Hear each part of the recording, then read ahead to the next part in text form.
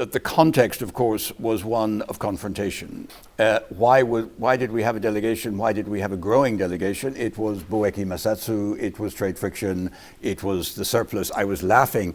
I saw in 1980, the European Council was shocked that the deficit had reached 8.8 billion.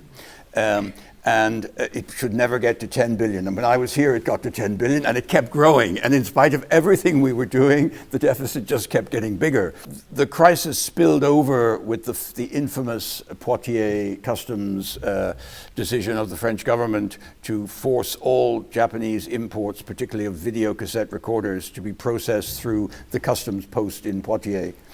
Which was certainly known as a medieval battle, but not many people remembered as a thriving industrial center of customs control.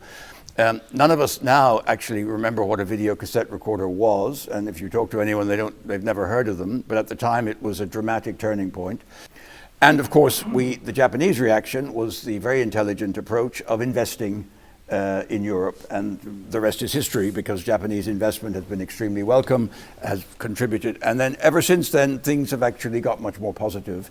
But also we're in such a better place with Japan more generally, and I'm here in the tragic circumstances of the Russian war in Ukraine, but Japan is a partner. They've shown great solidarity with Europe in this context. They've adopted the same sanctions, so it's a completely different environment.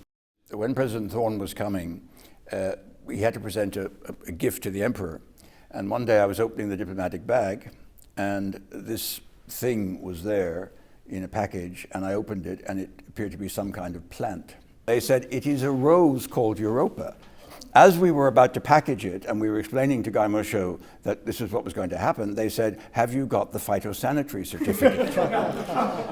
And we said, "What?" They said, "Well, it cannot be imported into Japan without a phytosanitary certificate." Oh, so then we had to bring this thing down to be inspected. So this wizened old man kind of looked at this thing, and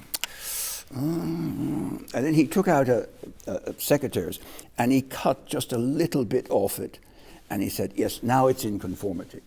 So this I thought represented the perfect Japanese solution to saving face. And we had, of course, shown no respect for the phytosanitary rules, which we were supposed to be experts on. So then the rose was duly packaged and presented, and all went well.